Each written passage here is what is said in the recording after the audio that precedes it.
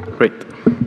So I'm Adem, and as Joao said, I'm presenting our tool, which is to define bots for open source software projects that is platform independent.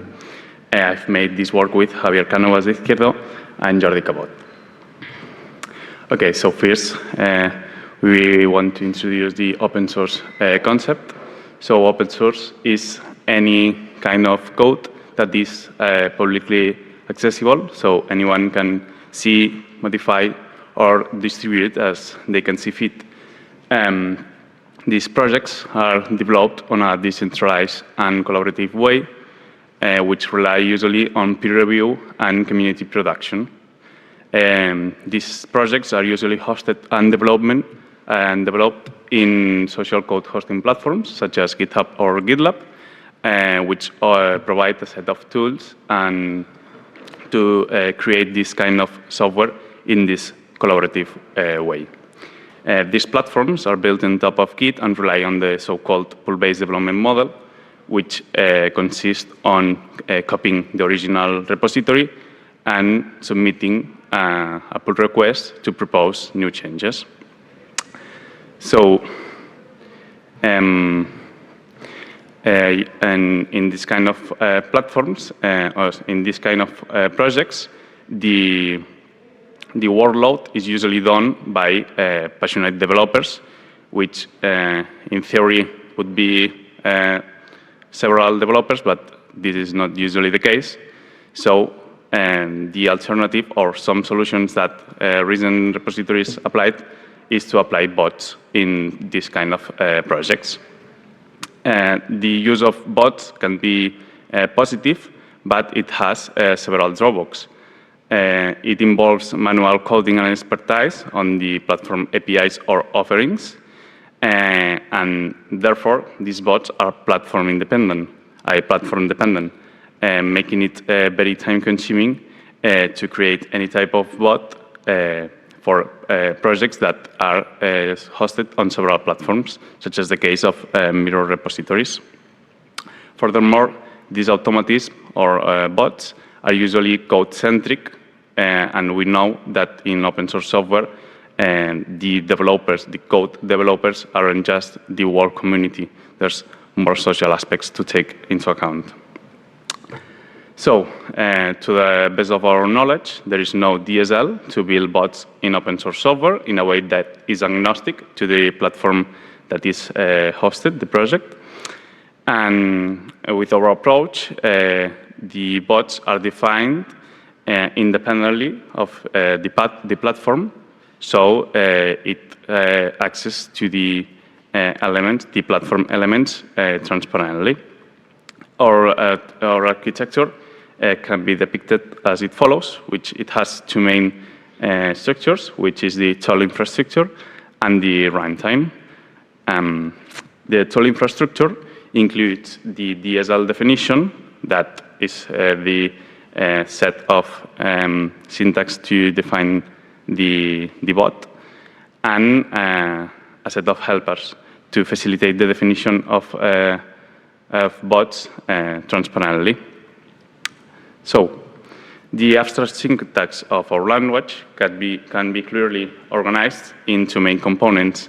The open source software domain sublanguage, which is required to access to the elements of open source software projects, and the bot sublanguage, which are the core language constructs to define the bots. The open source domain sublanguage can be extracted from the open source, or the extraction that we made and we named open source domain meta model, which extracts all the main elements from multiple platforms. We did it just for GitHub or GitLab, which represent all the available tools or features that the platforms offer to open source software projects to construct their software. As we can see, the main element here is the repository present in every code hosting platform, and all the assets of these platforms are hosted inside the repository, such as well-known users, wikis, etc. And this is the starting point when defining a platform, a repository, an open source repository. So, for instance, I won't enter into details, but I'll define some concepts or abstractions that we made. For instance, we detected that the issues and pull requests can be abstracted as an abstract concept that is contribution, and that is sharing some information, and also has shared elements such as comments or milestones, for instance. And this facilitates the definition of elements in a transparent way. So one abstraction that we did was contribution, and the other one was to distinguish between platform users and Git users, or console version users, that in this case is Git. And we abstracted its instance as a plain user. In this case, we can relate these two users as the joining point is the email, and this is sensitive information, but it was our original thought. On the other side, the bot sublanguage can be extracted from this bot meta model, which we can start by seeing the bot definition, which is the instance of the bot that is listening an event from the platform. This event, for instance, can be the creation of a comment or a push or commit, something. So there can be optionally a condition that the bot has to fulfill to be triggered, to be executed. And some examples of events are the ones that are shown in the zone classes. These are just a few examples, but there are plenty more. For instance, we can see that the contribution comment would be an abstraction of the issue or pull request comment, and this permits that the bot is defined transparently to the specific concept of the platform. All the elements that we've seen before in the other meta model would be the domain elements seen at the right.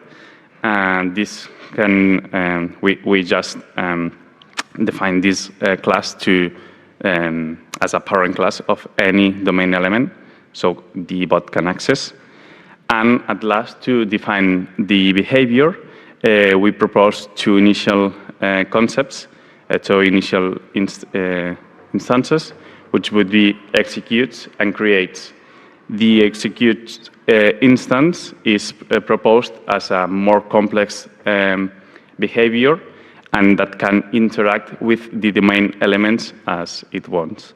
On the other hand, creates is just a behavior, an instance, to create a domain element in response to the event that we defined following its condition.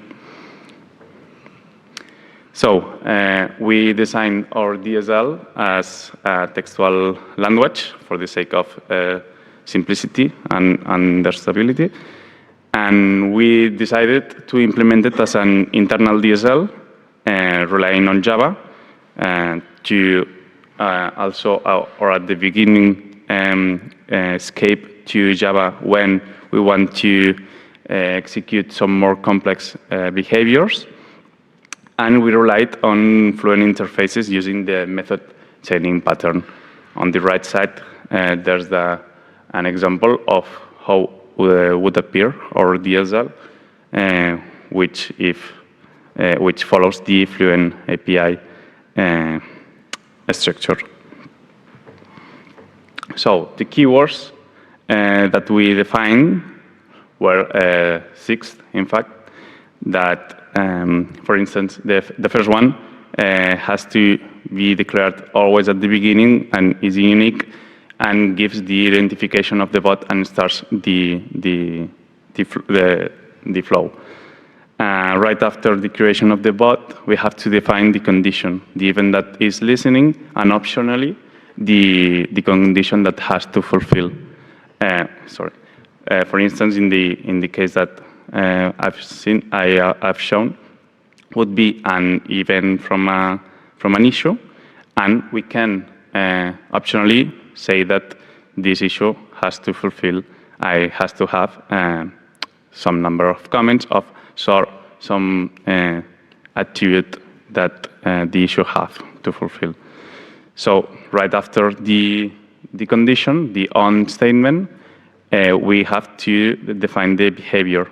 This can be a creates or executes keyword, depending on what we are intending to.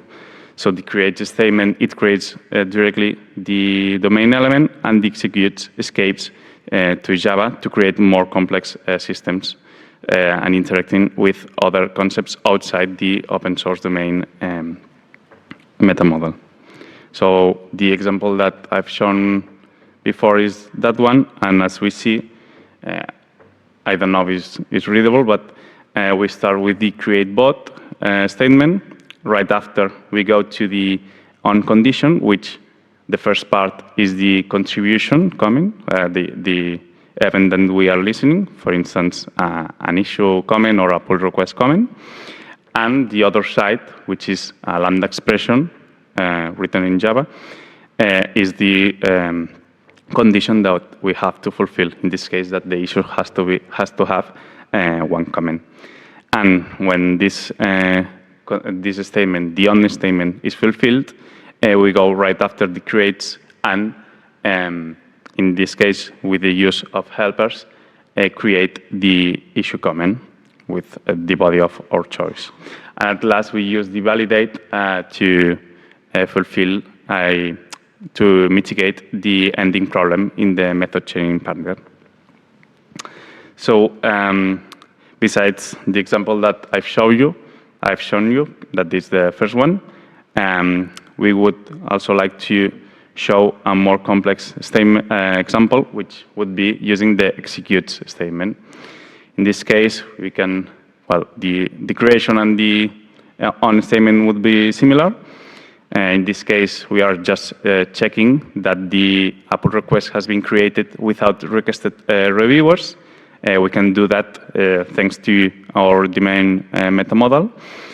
And the execution, the behavior, is defined with Java.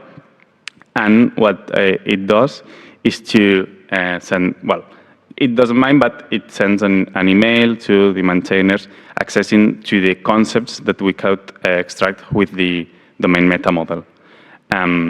We made this example to highlight the potential that it has to escape to a generic programming language, such as Java, and leveraging on their library and ecosystem. On the other side, we've built the runtime, which we defined it to transparently interact with the platforms, in this case just GitHub and GitLab, and is composed by the event listener to track the events from the code hosting platforms and trigger the execution of the bot. These events, as we saw before, can be generic or can be more specific. We are trying to do it the more generically possible. And on the other side, the bot uses the connectors to interact with the platforms transparently. So in this case, we could add new platforms in the tool that the only impact that should have is to create more set of connectors. So here we have presented the tool to define and deploy bots in an agnostic way to the platform that is being deployed. We are planning to extend to more platforms. such as Hugging Face, Bitbucket, or SourceForge. And this is the first step towards a more vision, to a more ambitious vision towards providing a swarm of bots, which would include the collaboration, cooperation, interaction between these defined bots, and apply other NLP techniques or use a large language model to interact in a more specific or more particular way in each project. So that's all. If you have any question, go ahead.